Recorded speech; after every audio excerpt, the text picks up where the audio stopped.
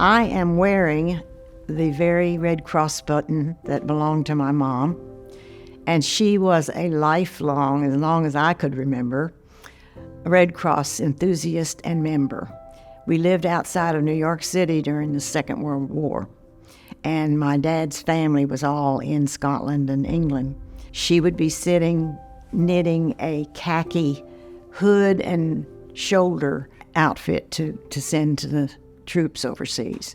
And then even when we moved back to Tennessee when I was a little older, she still kept that tie with the Red Cross. So she was a Red Crosser her entire life.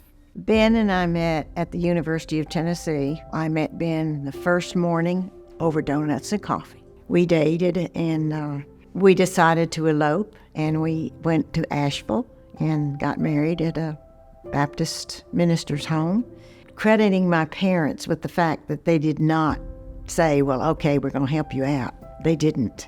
And Ben went and got a job selling trucks, which his father had done. Meanwhile, he paid for me to go back to school. He paid for me to send the kids to daycare. Then I got my first job teaching.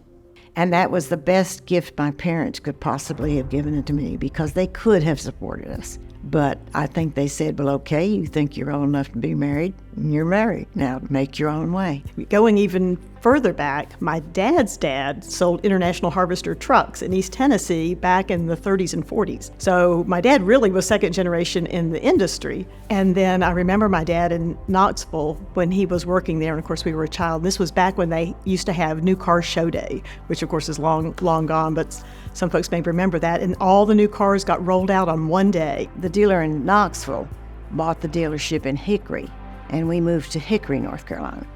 And that's where we were when Chevrolet told us that the dealer here had passed away.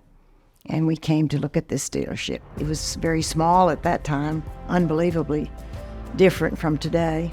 And we moved right in, and everybody was so gracious, because most people worked for Cannon Mills, and there were not very many newcomers in town. We were kind of oddity. And I think people just took to him immediately. And they were so good, so welcoming, because at that time, very few people were moving into Cabarrus County from elsewhere. So everyone knew somebody new was in town. When I went to college, I wanted to work in a museum. I always knew that. So I took anthropology at Duke. Should have taken an accounting class, but didn't. Graduated there. Then I got to work at the Mint Museum, which was, I loved it, in Charlotte. It was a great time, met wonderful people, both the staff and volunteers, and it was a great experience. And then my son Ward was born in '82, and I stayed home with him for 3 years. But after 3 years, I was ready to go back to work. And at the same time, my parents had this business that was less than 10 years, it was probably about 10 years old at that time. They clearly loved what they did. Dad was active in the community, Mom was active in the community. They were well respected. So I went to Dad and I said, do you think there's a place for women in the car business? And he said, sure. So I said, okay, I'm in. I didn't even think about it. It just never a thing to me. And I guess that's the way I was brought up. You know, my mom and my grandmother, I watched them just do what you did. And nobody said in my lifetime that you can't do this because you're female. I was elected to the school board and served on the school board for many years, and then went to the county commission. I just thought I'd like to try something new.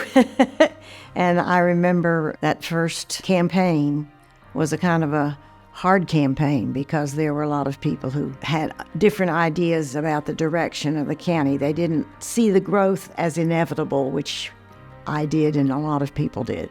And we thought, if it's inevitable, we need to get a handle on it. I came to the business in '85, and he passed in 2001. So we worked a long time together. And it was in 1991 that the opportunity came up for us to purchase the Pontiac Buick GMC franchises. And at that point, it was a different dealership from the Chevrolet dealership. So I became the official dealer there. Young, inexperienced, but boy, I had my dad there to ask all the questions. Oh, his buttons would pop. Yeah, he would have been extremely proud of her. Being community involved was modeled for us from the beginning. I don't think it was intentionally modeled. It was just what the family did. And so Dad encouraged me to get involved in that, which I did and loved and met wonderful people and learned so much. It's like anything that you do in the community, volunteer work, you get so much more out of it than you ever put in. That's not why you do it, but that's how it turns out. When Dad passed away in 2001, one of his good friends, Rusty Sheely, came to me and he said, I have an idea for a way to remember your dad and help the community. And he said, I would like to have a high-end golf tournament and create a foundation that would benefit from this tournament to raise money for disadvantaged children. To date, we have raised, I think, $1,098,000, incredibly, which we have donated 100% of back to the children's charities in Cabarrus County. In 2008, we had the Great Recession, of course. Businesses suffered all over the country. All of the industries were suffering. The car industry was suffering. In fact, you remember that General Motors in 2009 went bankrupt. So we got a letter one day that said, your services are no longer needed. You can stay open for another 15 months, and then that's the end of it. We went to war with General Motors to get our dealership back. We got letters, emails, testimonials. I have a binder at the dealership this big that's full of the letters that people wrote. And the community is the reason that we still have that dealership today. I tell people, I said, this binder is our moral compass. If we ever need to know what to do, what the right thing to do is, it's in this binder right here. I mean, Cyndie and obviously Grace and Ben have all been great role models in the sense that they always selflessly have given back to the community. And we joked about being bad at saying no before, but that's because we obviously want to help as much as we're possible as we can possibly do. So to see them always give so much of their time and their energy back to causes that are important was just something that clearly spoke to us as well. And they have always modeled that behavior, wanting to donate their own time and energy. I really never expected Ward to come back to the business. He was following his passion, just like I had followed my passion. And the neat thing about that is it's a whole new generation. He came to the car business with a fresh eye about the business. And the business has changed a lot since I started. Yeah, the industry has changed a ton, as we all know if you've done any car shopping. But even prior to COVID, people were wanting to do more shopping online. Obviously, we all were. So how do you bring that to the car buying process? How do you modernize that? People want to do their research online. They want to shop online. They want to see all the pictures and all the information and the prices online transparently. I think young people, especially here in Cabarrus, if they've been here long enough, realize how great of a community this is. And hopefully they moved here. That's one of the reasons why.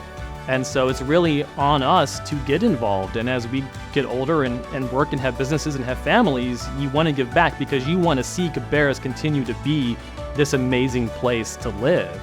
And there are a lot of changes. It's growing dramatically, but it's growing because people recognize how great this place is. The car business isn't for everybody, but if it is, there's no better job. There just isn't.